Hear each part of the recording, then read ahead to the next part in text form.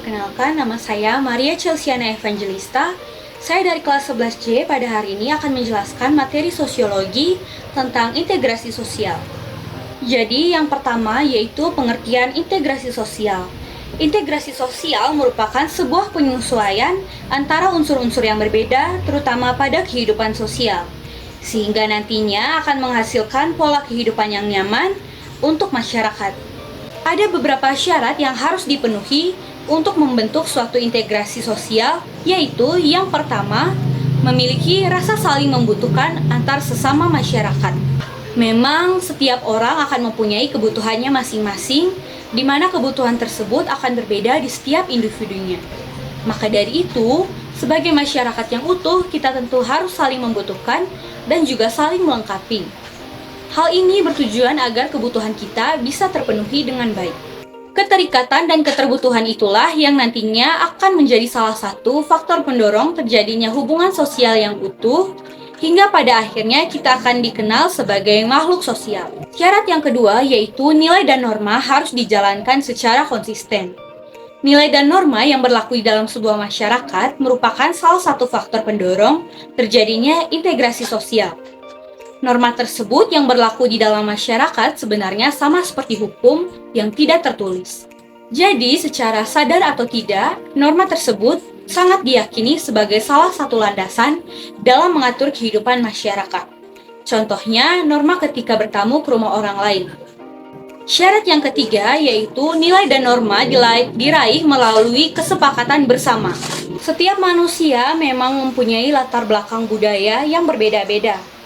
Oleh karena itu, terdapat banyak bentuk keberagaman norma dan nilai yang ada. Sehingga kesepakatan norma dan nilai harus diterapkan sangat dibutuhkan. Terdapat beberapa ketentuan terkait nilai serta norma, seperti apa yang seharusnya berlaku di dalam masyarakat. Sehingga tidak semua nilai dan juga norma bisa diberlakukan secara bebas dan terbuka. Yang keempat yaitu adanya toleransi. Masyarakat khususnya di Indonesia adalah masyarakat yang terdiri dari berbagai latar belakang, mulai dari budaya, suku, ras, agama, dan masih banyak lagi. Jika tidak ada toleransi, maka tidak akan mungkin terbentuk integrasi sosial yang ada di dalam masyarakat. Hal tersebut adalah salah satu syarat yang harus dipenuhi untuk membentuk suatu integrasi sosial, yaitu saling menghormati dan menghargai segala perbedaan. Syarat yang kelima yaitu memiliki kesadaran diri sebagai makhluk sosial. Salah satu syarat terbentuknya integrasi sosial adalah setiap individu memiliki kesadaran sebagai makhluk sosial. Jadi, semua kegiatan yang dilakukan mempunyai tujuan untuk mencapai kebaikan bersama. Oleh karena itu, jika kamu ingin bergabung ke dalam kelompok sosial, maka kamu harus memiliki kesadaran diri bahwa kamu adalah makhluk sosial. Syarat yang keenam yaitu mempunyai visi dan misi yang sama. Salah satu syarat terjadinya integrasi sosial adalah dengan mempunyai visi dan misi yang sama. Sama halnya seperti syarat-syarat yang ada di lembaga sosial, masyarakat biasa juga perlu mempunyai visi dan misi yang sama, di mana tujuan, visi, dan misi tersebut diperoleh dari kesepakatan bersama.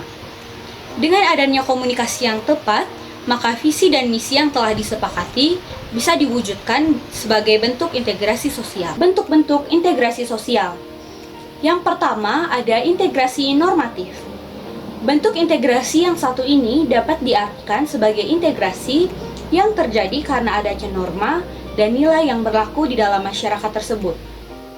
Norma adalah suatu hal yang bisa mempersatukan masyarakat meski mereka memiliki latar belakang yang berbeda. Misalnya, warga negara Indonesia dipersatukan dengan sebuah prinsip yang kita sebut Bhinneka Tunggal Ika atau berbeda-beda tetapi tetap satu.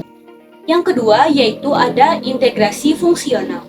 Integrasi ini muncul karena adanya fungsi-fungsi tertentu yang ada di dalam masyarakat. Kemudian, integrasi tersebut dapat terjadi jika kita mengedepankan fungsi tersebut yang berasal dari masing-masing anggota masyarakat.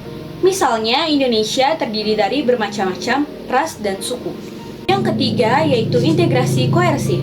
Integrasi koersif merupakan bentuk integrasi yang tercipta karena adanya kekuasaan yang dimiliki penguasa. Itu artinya penguasa akan menerapkan cara-cara kekerasan atau disebut juga koersif.